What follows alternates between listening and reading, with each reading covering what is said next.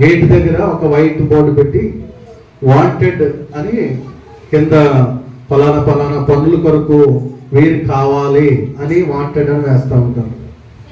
అలాగే షాపుల్లో, బట్టల షాపుల్లో అయితే అమ్మడానికి కొంతమంది సేల్స్ గర్ల్స్ కావాలి, సేల్స్ బాయ్స్ కావాలి అని వాంటెడ్ అనేటువంటి ఒక బోర్డు కనబడుతూ ఉంటుంది.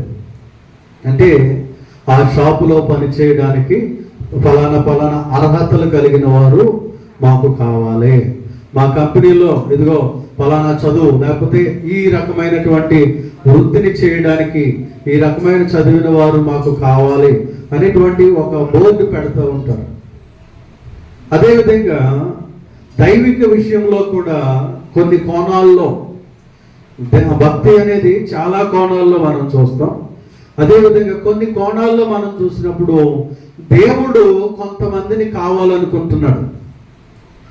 అది ఈరోజు మనము జ్ఞాపకం చేసుకుందాం. ఇటువంటి వారిని దేని కొరకు దేవుడు కావాలనుకుంటున్నాడు అనేది మనము జాగ్రత్తగా లేఖనాల్లో నుండి చూద్దాం.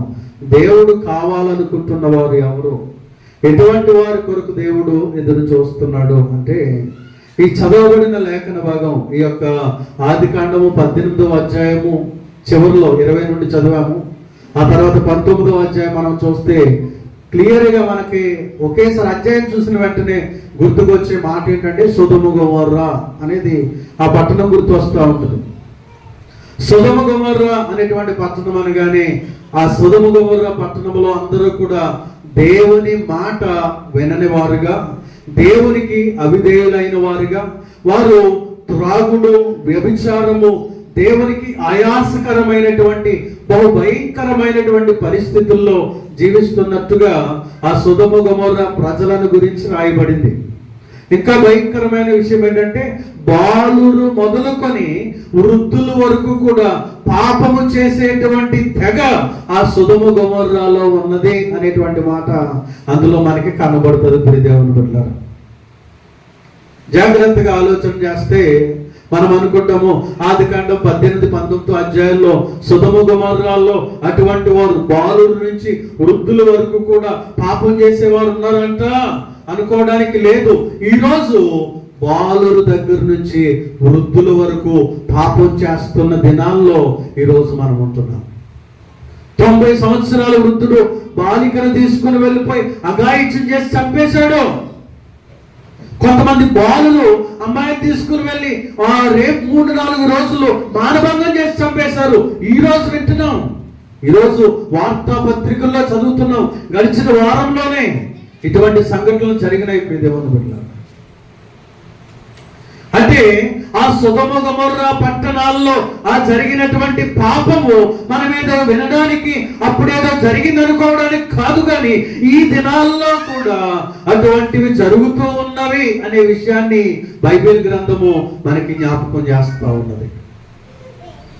ప్రభు అయిన యేసుక్రీస్తు ఆయన 3.5 సంవత్సరాల సేవా పరిచర్యలో, సువార్తల్లో ఆయన చెప్పినటువంటి సందర్భాల్లో మనుష్య కుమారుడు వచ్చేటువంటి దినాలు ఎలా ఉంటాయి అంటే అందులో ఒక మాట ఆయన ప్రస్తావించడం ఏంటంటే లోతు దినముల వలె ఆ దినములుండును అని. దేవునికి స్తోత్రం.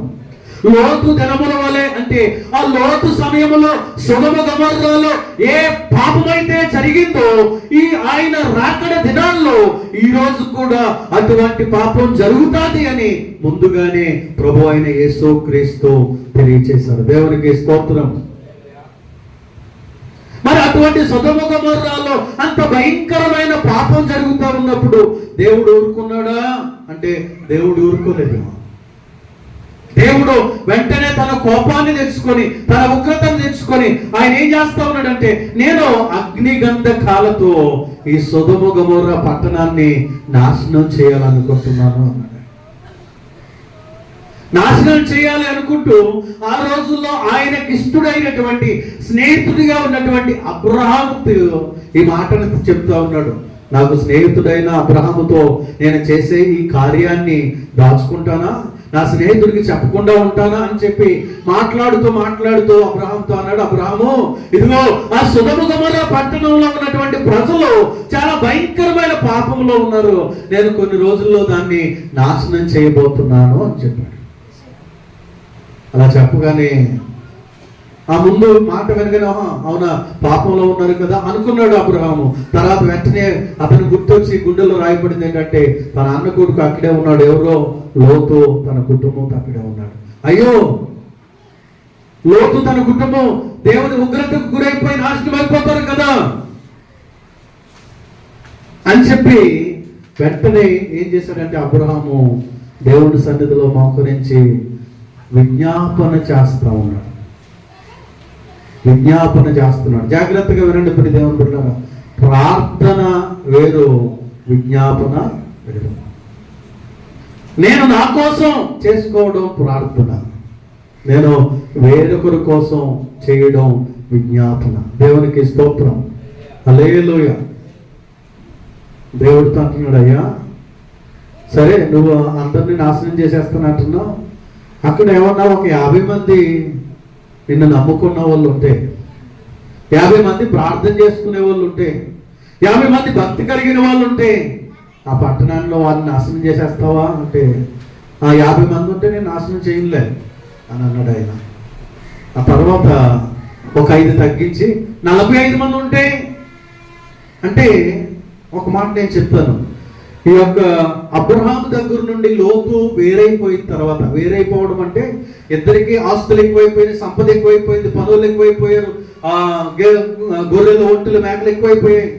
వాళ్ళ పనులు వీళ్ళ పనులు తిట్టుకుంటున్నారు, మీ గొర్రెలు మా దాంట్లోకి వచ్చినాయి, మీ ఒంట్లు మా దాంట్లో కలిసిపోయాయి అని తిట్టుకుంటుంటే, ఒరే లోతు నీవు నేను దెబ్బలాడుకోవడం ఎందుకు, నువ్వు కుడికి వెళ్తే నేను ఎడమకి వెళ్తాను, నువ్వు ఉత్తరానికి వెళ్తే నేను దక్షిణానికి వెళ్తాను, మనలో మన గొడవలు ఎందుకు బాబు అని చెప్పి అబ్రహాం అంటే, అప్పుడు లోతు సొదొమ గొమొర్రా వైపు చూసి అది పచ్చగా కనబడుతుందని, నీళ్లు కనబడతా ఉన్నాయని, గొర్రెలు మేపుకుంటే బాగుంటుంది, పశువులు మేపడానికి బాగుంటుందని సొదొమ గొమొర్రా వెళ్ళిపోయాడు. కొన్ని సంవత్సరాలు అయిపోయింది. అబ్రహాం యొక్క ఉద్దేశం ఏంటంటే కొన్ని సంవత్సరాలు అక్కడ వెళ్ళిపోయాడు కాబట్టి ఇతన్ని చూసి, ఇతని భక్తిని చూసి కనీసం ఒక 40 మంది 50 మంది అయినా దేవుళ్ళలోకి వచ్చుంటారు అనేటువంటి ఉద్దేశంతో అబ్రహాం అంటున్నాడు, ఒక 50 మంది నీతిమంతులైనా ఉంటే ఆ పట్టణాన్ని నువ్వు పాడు చేయకుండా ఉంటావా అంటే, ఇక్కడ ఒక లోతైన అర్థాన్ని చేసుకోవాలంటే, క్రైస్తవులుగా నేను నమ్ముకున్నాను, నా కుటుంబం నమ్ముకుంది, దాంతోనే సరిపోతుందని కాదు, కానీ ఆ పక్కనున్న వారికి కూడా దేవుని ప్రేమను మనం కనపరిచే వారముగా ఉండాలి. అబ్రహాం అనుకుంటున్నాడు, లోతు అతనితో పాటుగా ఒక 10-20 మందిని తయారు చేసి ఉండొచ్చు, లేకపోతే 10-20 మందికి సువార్త చెప్పి ఉండొచ్చు, 10-20 మందికి దేవుని గురించి తెలియజేసి ఉండొచ్చు అనే ఉద్దేశంతో 50 దగ్గర నుంచి లెక్కెట్టుకుంటూ వస్తున్నాడు. ఎందుకంటే అతనితో పాటే వచ్చిన అబ్రహాము తన ఇంటి దగ్గర 316 మంది ఉన్నారు, ఇంకా అనేక మందిని దేవుని యొద్దకు నడిపించాడు. నేను ఇన్ని 100 మందిని నడిపించాను కాబట్టి కనీసం లోతు కొంతమందినైనా, ఒక 50 మందినైనా మార్చుంటాడులే, ఆ 50 మందిని బట్టి అయినా ఆ దేవుని ఉగ్రత రాకుండా ఉంటుందిలే అనుకుని విజ్ఞాపన చేస్తా ఉన్నాడు. దేవుని 45, 40, 35, 30 ఇలా విజ్ఞాపన చేస్తూ వచ్చాడు.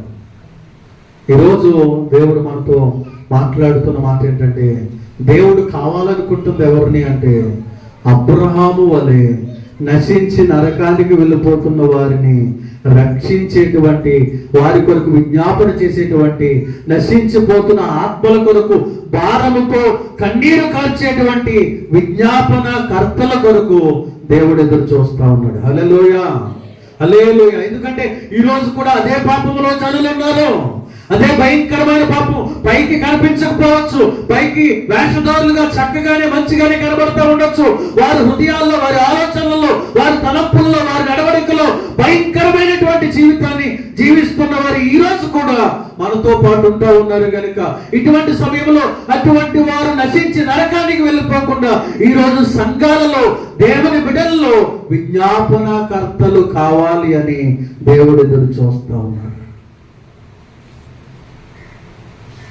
దేవుని బిడ్డ, నీ కుటుంబ రక్షణ కొరకు, నీ గ్రామ రక్షణ కొరకు, నీ మందిర రక్షణ కొరకు నువ్వు ప్రార్థిస్తూ ఉన్నావా? లేదంటే ఎప్పుడు నా పనులు నాకే, నా బాధలు నాకే, నా ఇబ్బందులు నాకే, నా సమస్యలు నాకే, నా అప్పులు నాకే తడుపునప్పుడు ఉన్నాయి, నేను ఇంకొకరి కొరకు ఎక్కడ ప్రార్థన చేస్తానయ్యా, నాకు అంత సమయం లేదు అనేటువంటి మాట నువ్వు చెప్తూ ఉన్నావేమో. నీకెన్ని సమస్యలున్నా, నీకెన్ని ఇబ్బందులున్నా, నువ్వు ఎదుటివారి క్షేమము కొరకు, ఎదుటివారి ఆత్మ రక్షణ కొరకు, ఎదుటివారి బాగు కొరకు, ఎదుటివారి క్షేమము కొరకు, ఎదుటివారు ఆ బాధల్లో నుండి విడిపించాలని, ఎదుటివారి ఇబ్బందుల్లో నుంచి బయటపడాలని, అప్పుల్లో నుంచి బయటపడాలని నీవు గనుక ఇతరుల కోసము విజ్ఞాపన చేయగలిగితే దేవుడు ఆ విజ్ఞాపనను బట్టి నిన్ను ఆశీర్వదిస్తాడు. దేవుడికి స్తోత్రం. నీ ప్రార్థన విని వారిని కనికరిస్తాడు, దానితో పాటుగా నీకు రెట్టింపు ఆశీర్వాదాన్ని ఇస్తాడు. మనము నెమ్మదిగాను సుఖముగాను బ్రతుకు నిమిత్తం, మనం నెమ్మదిగాను సుఖముగాను బ్రతుకు నిమిత్తం అంటే మన జీవితంలో నెమ్మది, సమస్యలు ఉన్నాయి, ఆర్థిక ఇబ్బందులు ఉన్నాయి, అనారోగ్య పరిస్థితులు ఉన్నాయి, కుటుంబ సమస్యలు ఉన్నాయి, వీటన్నిటిని బట్టి నెమ్మది లేదు, సుఖం లేదు, సరైన నిద్ర లేదు. కానీ నీకు నెమ్మది, నీకు సమాధానము, నీకు సుఖము కావాలి అంటే నువ్వు మనుషులందరి కొరకు ప్రార్థన చేయాలి, రాజులందరి కొరకు ప్రార్థన చేయాలి, అధికారులందరి కొరకు ప్రార్థన చేయాలి, నువ్వు రక్షించబడిన ఈ మందిర క్షేమాభివృద్ధి కొరకు ప్రార్థన చేయాలి. ఈరోజు అబ్రహాము వంటి విజ్ఞాపనకర్తల కొరకు దేవుడు ఎదురు చూస్తూ ఉన్నాడు. హల్లెలూయా, హల్లెలూయా. ఈరోజు ఈ మాట వింటున్న నీవు అటువంటి విజ్ఞాపనకర్తగా, ప్రార్థన పరురాలిగా, విజ్ఞాపన చేసేటువంటి ప్రార్థన యోధుడిగా, యోధురాలిగా నువ్వు మార్చబడాలి అని దేవుడు ఎదురు చూస్తూ ఉన్నాడు. యెహెజ్కేలు గ్రంథంలో చెప్తాడు, బద్దలైన సందులలో నిలబడి ఆ దేశం పాడైపోకుండానట్లు ఆ దేశము కొరకు విజ్ఞాపన చేసేటువంటి వారి కొరకు దేవుడు కనిపెడుతూ ఉన్నాడు. మన చుట్టూ చూస్తున్నప్పుడు మన ఇరుగు పొరుగు వారు, మన గ్రామంలో వారు, మన వీధిలో వారు, మన మందిరంలో వారు, ఎన్నో సమస్యలు ఉన్నాయి. ఎక్కడికో వెళ్ళి ఎవరినో చూడమంటలేదు నిన్ను. మన ఇరుగు పొరుగు వారిని చూడు, మన ఇంట్లో వారిని, బంధువులను చూడు, మన వీధిలో వారిని చూడు, మన గ్రామాన్ని చూడు, మన మందిరాన్ని చూడు. ఎన్నో అవసరతలు ఉన్నాయి, ఎన్నో సమస్యలు ఉన్నాయి, ఎన్నో ఇబ్బందులు కలిగిన వారు ఉన్నారు, ఎన్నో రోగాలు కలిగిన వారు ఉన్నారు. వారందరి కొరకు, వాటన్నిటి కొరకు నువ్వు మోకరించగలిగితే దేవుడు నీ ప్రార్థన విని వారిని బాగు చేయడం మాత్రమే కాదు, వారి కొరకు ప్రార్థించిన నిన్ను ఆశీర్వదిస్తాడు. దేవునికి స్తోత్రం. హల్లెలూయా. అబ్రహాము నాకెందుకులే, వాడు ఎక్కడో ఉన్నాడు సొదొమ గొమొర్రాలో, నేను ఇక్కడ కానానులో క్షేమంగా ఉన్నాను, నేను, నా భార్య, నా పిల్లలు, నాకు కలిగినటువంటి ఆస్తి సంపద అంతా కూడా బాగుంది కాబట్టి నాకెందుకు అనుకోలేదు. నా గ్రామంలో మన ఇరుగు పొరుగు వాళ్ళు ఎలా పోతే నాకెందుకు, మా బాగా పోతున్నారులే, వారికి బాగా అయిందిలే, బాగా నీరసాలతో ఉన్నారు, జ్వరాలతో ఉన్నారు, బాగా అప్పులతో ఉన్నారు, కుటుంబ సమస్యలతో ఉన్నారు, బాగా అయిందిలే అని వారిని చూసి నువ్వు సంతోషించొద్దు, వారి కష్టాలు చూసి నువ్వు నవ్వుకోవద్దు, వారి ఇబ్బందులు చూసి నువ్వు నవ్వుకోవద్దు, వారి సమస్యలు చూసి నువ్వు అవహేళన చేయొద్దు. కానీ వారి బాధను నీ బాధగా, వారి సమస్యను నీ సమస్యగా, వారి ఇబ్బందిని నీ ఇబ్బందిగా, వారి కొరతను నీ కొరతగా నువ్వు ప్రార్థించగలిగితే ప్రియ దేవుని బిడ్డ, ఆశీర్వాదం అందులోనే ఉంది, గొప్ప దీవెన అందులోనే ఉంది. దేవుని యొద్ద నుండి భయంకరమైనటువంటి సహాయము నీకు ఎప్పుడు వస్తుంది అంటే నువ్వు ఇతరుల కొరకు కన్నీరు కార్చినప్పుడు, దేవుని ఎదుట నిలబడి, దేవుని సన్నిధిలో నిలబడి. ఇక్కడ అబ్రహాము విజ్ఞాపన చేస్తున్నాడు. ఇక్కడ మనం చూసాం, చదివినటువంటి 3 వచనాలు ఏమని రాయబడిందంటే, ఆ సొదొమను నాశనం చేయడానికి వెళ్ళిన దూతలో వారిని విడిపించి రక్షించి వచ్చేంత వరకు కూడా అబ్రహాము యెహోవా సన్నిధిని నిలిచెను. దేవుడికి స్తోత్రం.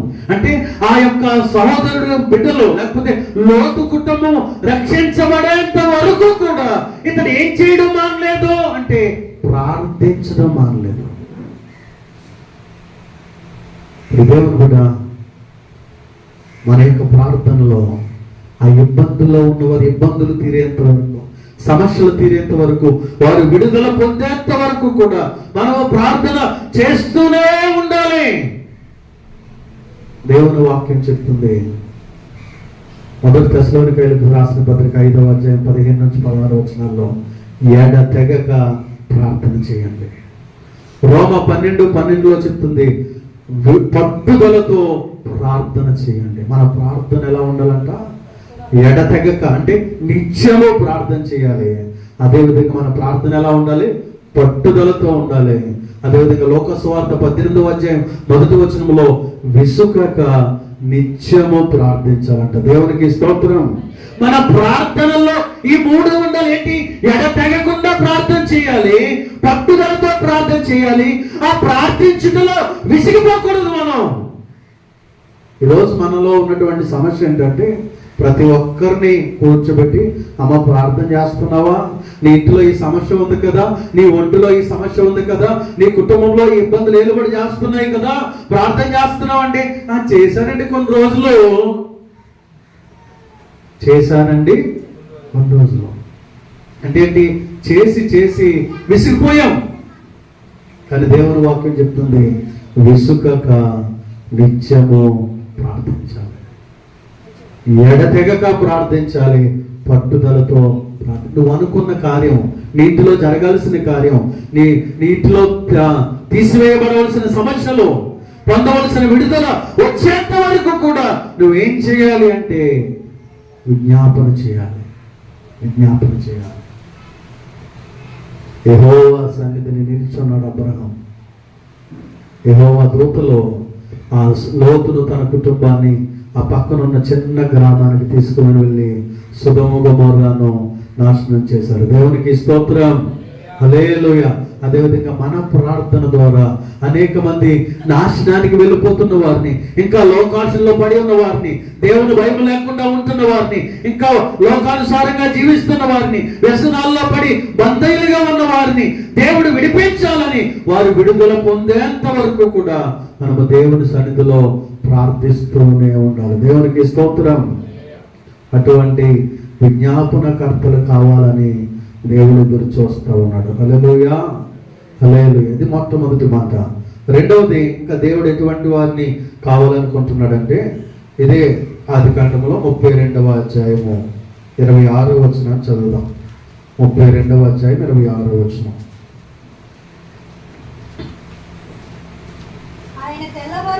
ఆయన తెల్లవారుచున్నది గనుక నన్ను పోనిమ్మనగా అతడు, నీవు నన్ను ఆశీర్వదించితేనే గాని నేను నిన్ను పోనీయనను. దేవునికి స్తోత్రం. హల్లెలూయా. దేవుడు కోరుకుంటున్నటువంటి రెండవ స్వభావం, రెండవ లక్షణం ఏంటంటే, ఈ యొక్క యాకోబు వలె దేవుని యొద్ద నుండి ఆశీర్వాదం వచ్చేంత వరకు కూడా పెనుగులాడేటువంటి వారిగా మనం ఉండాలని దేవుడు కోరుకుంటున్నాడు. హల్లెలూయా.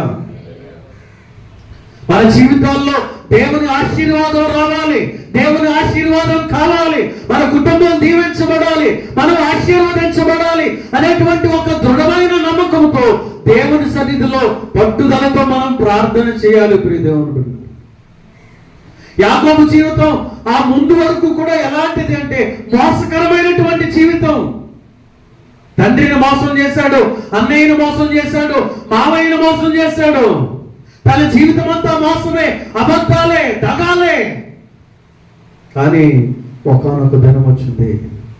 ఆ రాత్రి యబ్బేకు రేవు దగ్గర దేవునితో పెనుగులాడడం మొదలు పెట్టాడు. మరణ భయం ఏలుబడి చేస్తా ఉంది యాకోబు మీద. ఇప్పుడు దేవుని బిడ్డలారా, మోసాలు చేస్తూ ఉన్నప్పుడు కొన్ని రోజులు ఆ మోసాలు నడుస్తూ ఉంటాయి. దగా చేస్తున్నప్పుడు కొన్ని రోజులు నడుస్తుంది.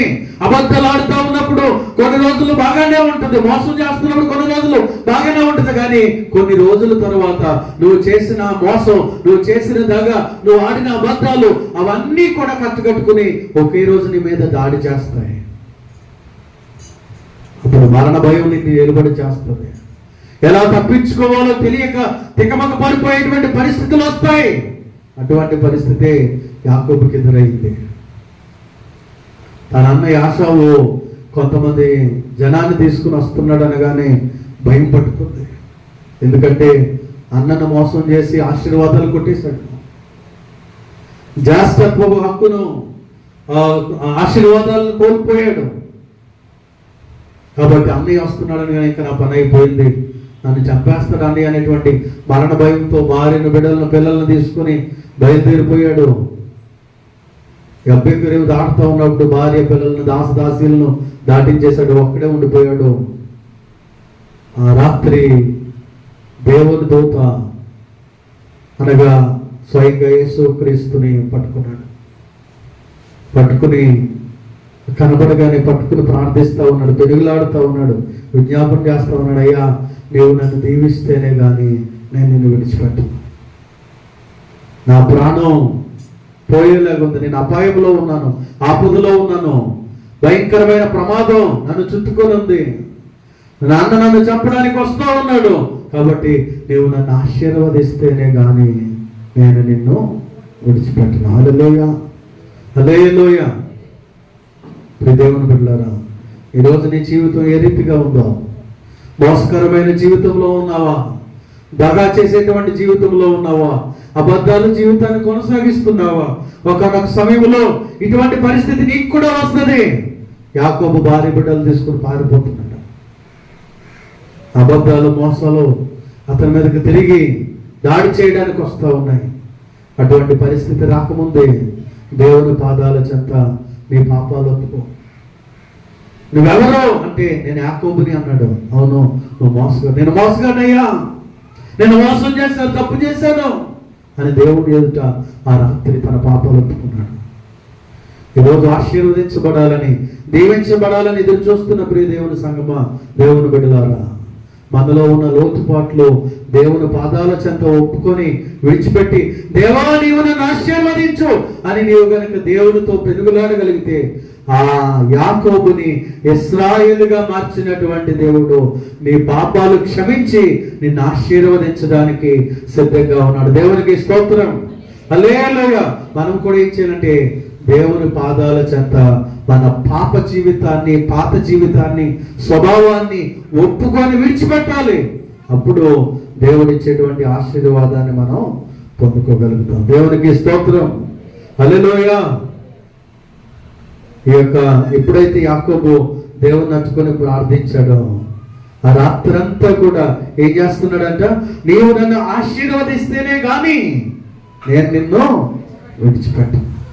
ఇప్పుడు దేవుని బిడ్డలారా, మనము కూడా దేవుని ఆశీర్వాదాన్ని పొందుకోవడానికి ఎంతసేపు ప్రార్థన చేస్తున్నామంటే మన ప్రార్థన 2-3 నిమిషాలు అయిపోతుంది.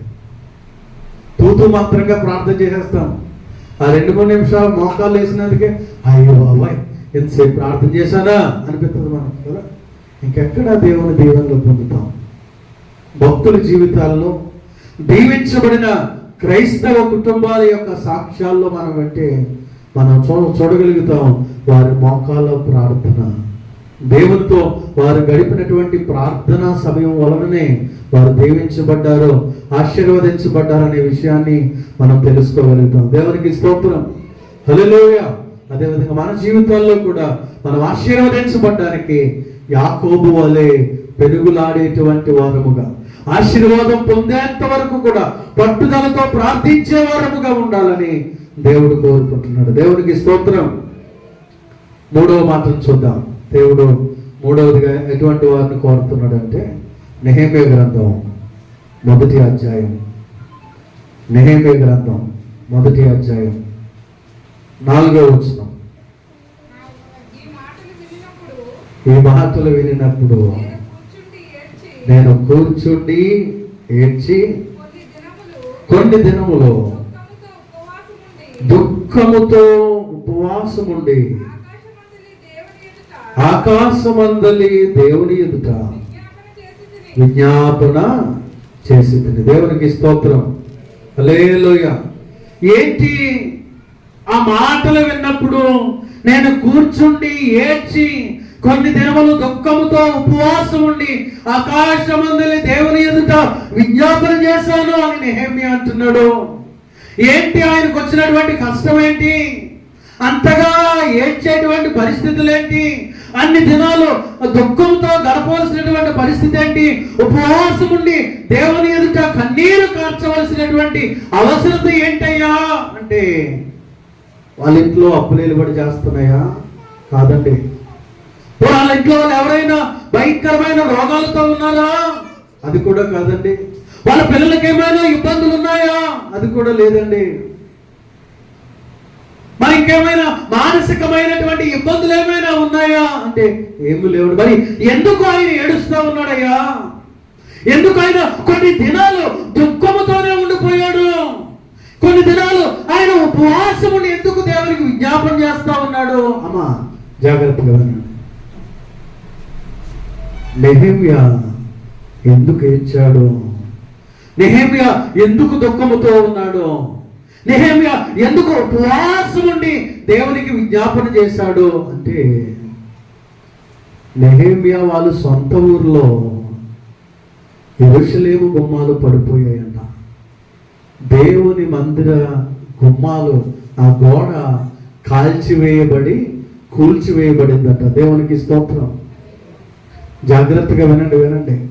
అమ్మా, నెహెమ్యా వేరే ఊర్లో ఉన్నాడు అనుకుందాం. నెహెమ్యా వైజాగ్లో ఉన్నాడు, నెహెమ్యా లేకపోతే యలమంచల్లో ఉన్నాడు. కానీ పెనుగొల్లో ఉన్నటువంటి ఆ దేవుని మందిరము కూల్చివేయబడిందంట. లేకపోతే దేవుని మందిరం ఒక గోడలో పడిపోయాయంట. యలమంచల్లో మంచి ఉద్యోగం చేసుకుంటున్నాడు, లేకపోతే వైజాగ్లో మంచి ఉద్యోగం చేసుకుంటున్నాడు, తన కుటుంబం అంతా చక్కగా ఉన్నారు. నాకెందుకు అనుకోలేదు ఆయన. మా ఊర్లో మా మందిరం పడిపోయింది, మా ఊర్లో మా మందిర గోడలు కాల్చివేయబడ్డాయి. ఆ మాట వినగానే అతడు ఏడుస్తూ ఉన్నాడంట. ఆ మాట వినగానే దుఃఖముతో అతని హృదయము నిండిపోయిందంట. ఆ ఏడ్చి దుఃఖముతో ఉండడం మాత్రమే కాదు, ఆ మంచి ఉద్యోగంలో తనకేమీ లోటు లేని పరిస్థితుల్లో ఉన్నా కూడా అతడు ఏం చేశాడంటే కొన్ని రోజులు ఏమీ తినకుండా ఉపవాసం ఉన్నాడంట. దేవునికి స్తోత్రం. హల్లెలూయా.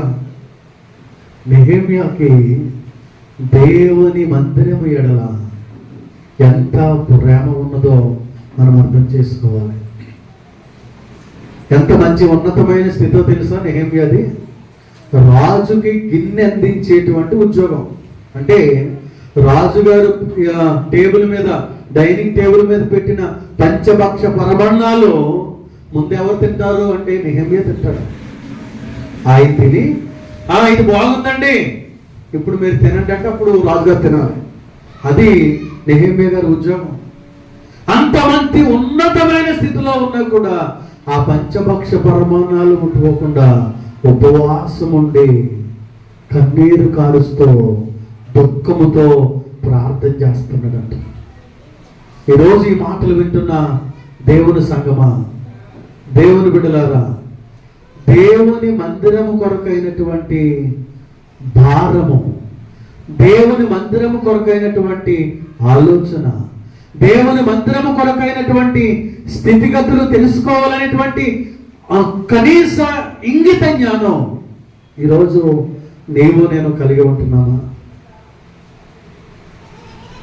కొన్ని మందిరాలు చూస్తూ ఉంటాం మనం, చక్కగా ప్లాస్టింగ్ చేసి కంటికి వింపుగా కనబడేటువంటి రంగులతో ఆకర్షణీయంగా, ఆహ్లాదకరంగా, సంతోషంగా కనబడేటువంటి చక్కటి మందిరాలను చూస్తాం. అబ్బాయి ఎంత బాగా కట్టాలండి, ఎంత బాగుందండి ఆ మందిరం. మరి నీ దేవుని మందిరానికి నువ్వు వస్తున్నప్పుడు, ఇటువంటి పరిస్థితులు చూస్తూ ఉన్నప్పుడు నీ హృదయంలో ఏ ఆలోచన రావట్లేదా? నీ హృదయంలో ఏ ప్రేరేపణ కలగట్లేదా? నాకెందుకులే, నాకు మంచి ఉద్యోగం ఉంది, నేను ఆ ఊర్లో లేను, నా కుటుంబం, నా పిల్లలు, మేము అందరం బాగున్నాం అనుకోలేదు నెహెమ్యా. మా ఊర్లో ఆ చర్చి పడిపోయిందంట, మా ఊళ్ళో చర్చికి సరిగా గోడలు లేవంట, సరిగా ఆరాధించుకునే స్థలం లేదంట అని చెప్పి ఎక్కడో ఉన్నటువంటి నెహెమ్యా భారముతో నీరు కారుస్తూ ఉన్నాడు. ఏమీ తినకుండా ఆ దేవుని యెరూషలేము గోడలు కట్టబడాలి. పడిపోయిన ఆ గోడలు తిరిగి నిర్మించబడాలి. అనేక మందికి దీవెనకరంగా, ఆశీర్వాదకరంగా నా మందిరము నిలబెట్టబడాలి అనేటువంటి ఆలోచన ఆ గ్రామస్తుడైన నెహెమ్యాకి కలిగింది. ప్రియదేవుడు, మనం ఈ మందిరంలోనే ఉంటున్నామే, ఈ మందిరంలోనికి వచ్చి ఆరాధించుకుని వెళ్తున్నామే. వస్తున్నప్పుడు కాళ్ళు గుచ్చుకుంటున్న ఆ యొక్క పిక్కలు కనబడట్లేదా? ఆరాధించుకోవడానికి చూస్తున్నప్పుడు ఈ ప్లాస్టిక్ లేనటువంటి గోడలు కనబడట్లేదా? కనీసం నెలకింతెంతో వేసుకుని చిన్నగా అయినా పనులు చేసుకుంటూ మన మందిరాన్ని మంచిగా చేసుకుందాం అనేటువంటి ఆలోచన కూడా నీకు పుట్టట్లేదు అంటే దేవుని ఎడల, దేవుని మందిరము ఎడల ఏమాత్రము కూడా భారము నీ హృదయంలో లేదు. ఎంతసేపు కూడా నేను, నా కుటుంబం, నా పిల్లలు, నేను, నా కుటుంబం, నా పిల్లలు. మంచిదే, కుటుంబాన్ని పస్తులు పెట్టి మందిరానికి ఇమ్మని నేను చెప్పట్లేదు. కానీ కొంత నెల నెల కొంత, లేకపోతే నువ్వు వారం సంపాదిస్తుంటే వారం కొంత, కొద్దిలో కొద్ది నీవు దేవుని కొరకు ఇచ్చినప్పుడు, దేవుడు పరిచర్య కొరకు ఇచ్చినప్పుడు దేవుడు బహుగా మనల్ని ఆశీర్వదిస్తాడు. ఉపవాసం ఉండి ఏడుస్తున్నాడట. కొన్ని దినాలు దుఃఖంతో ఉండిపోయాడు. ఏమీ తినకపోయేసరికి ఏమైపోతాం? కొన్ని రోజులు ఏం తినలేదండి, ఉపవాసం ఉన్నాం అనుకోండి, మనిషి కొంచెం నీరసం అయిపోతాం. లావు తగ్గకపోయినా నీరసం అయిపోతాం, ముఖంలో కనబడిపోతుంది. ఏమి తినలేదు అన్నటువంటి ఆ వికారంగా ఉన్నటువంటి ముఖం కనబడుతుంది. రాజుగారు గమనించి, ఏంటి నెహెమ్యా, నేను కొన్ని రోజుల నుంచి చూస్తున్నాను, నీ ముఖంలో సంతోషం కనబడట్లేదు, ఏం ఆనందం కనబడట్లేదు, ఏమైంది? నీకున్నటువంటి బాధ ఏంటి? నీకున్నటువంటి సమస్య ఏంటి చెప్పు, నేను నీకు సహాయం చేస్తానంటే, అయ్యా మా ఊర్లో మా మందిరం ఎలా పాడైపోయింది, దాన్ని తిరిగి కట్టాలనేటువంటి భారం దేవుడు నాలో కలిగించాడు. ఆ భారంతో నేను ఏడుస్తాను, నేనేం చేయాలని. కనుక నీవు నాకు కొన్ని రోజులు సెలవిస్తే కనుక నేను వెళ్ళి అక్కడున్న మా వారితో మాట్లాడి వారిని ప్రోత్సహించి ఏదో ఒక విధంగా ఆ పనిని జరిగించడానికి నేను పాల్గొంటానయ్యా అంటే, అవునా అని చెప్పి ఆ రాజుగారు ఏమన్నారంటే, దానికి కట్టడానికి కావలసినటువంటి ఆర్థిక సహాయాన్ని, కావలసినటువంటి కలప చెక్కను, కావలసినటువంటి వనరులు, పనివారిని నేను నీకు సహాయంగా పంపిస్తానన్నాడు. దేవునికి స్తోత్రం, హల్లెలూయా. కారణం ఏంటి అంటే ఆ నెహెమ్యా ఆ ముందు చేసినటువంటి ఉపవాస ప్రార్థన, కన్నీటి ప్రార్థన, నెహెమ్యా ఏడుపు. నేను ఈ మాట చెప్తున్నాను, దయచేసి తప్పుగా అనుకోకండి. మనం మన వారి కొరకు ఏడుస్తాం, మన సమస్యల కొరకు ఏడుస్తాం, మంచిదే. కానీ దేవుని కొరకు, దేవుని పని కొరకు, దేవుని మందిరం కొరకు ఏడుస్తూ ప్రార్థించినప్పుడు ఆ ప్రార్థన, ఆ కన్నీళ్ళు దేవుని ఎదుట కవిలలో దాచబడి ఉంటాయి. దేవునికి స్తోత్రం, హల్లెలూయా. దీనిని బట్టి నేను చెప్పే మాట ఏంటంటే, ఒకవేళ ఆర్థికంగా ఇచ్చే పరిస్థితి లేదు, వచ్చినట్టే సరిపోతున్నాయి, మా ఇంట్లో వాళ్ళకి మాకే సరిపోవట్లేదండి అయ్యా, తక్కువ వస్తుంది, మేము సంపాదించుకున్నా మాకే సరిపోవట్లేదు, అప్పులు ఉన్నాయి, ఈఎంఐలు కట్టాలి, చిట్టీలు కట్టాలయ్యా. మంచిదే, నీ సమస్యలు మీకు ఉన్నాయి. నేను అంటాను, నీ అప్పులతో నువ్వు డబ్బులు ఇవ్వకపోవచ్చు, కానీ నేను అంటాను, దయచేసి మందిర నిర్మాణం కొరకు ప్రార్థన చేయండి. ప్రార్థన అయితే చేయగలుగుతాను, ఇదైతే ఖర్చుతో కూడింది కాదు కదా.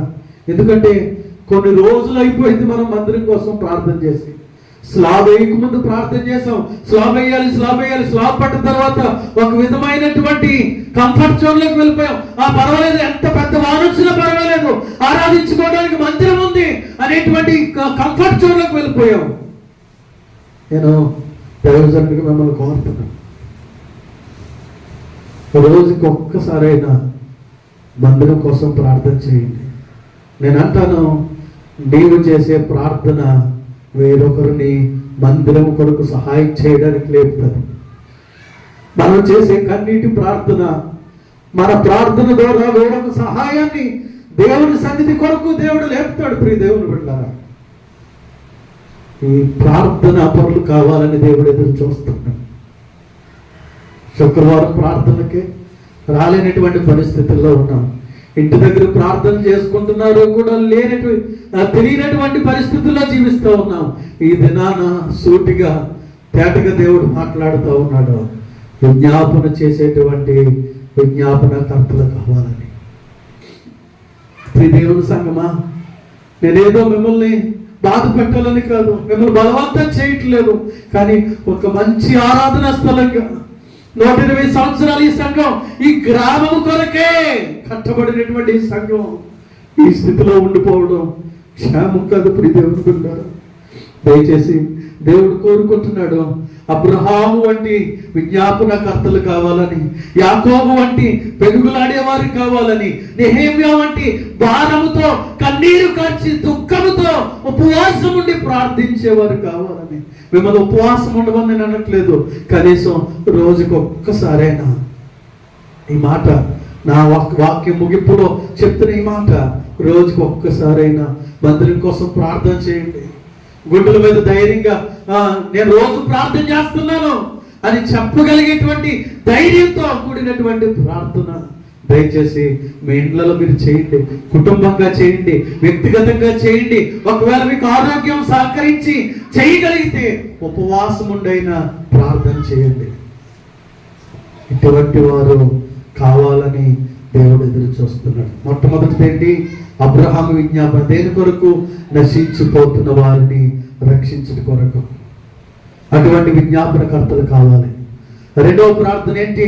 యాకోబు మోసగాడు ఆశీర్వదించబడాలని, మన జీవితాలు మార్చబడి దేవుని దీవెనలు పొందాలని, ఆశీర్వదించబడాలి అంటే మనము దేవుని సన్నిధిలో పెరుగులాడాలని, విజ్ఞాపన చేయాలని, అటువంటి ప్రార్థన పరులుగా మనం మార్చబడాలని కోరుతున్నాడు.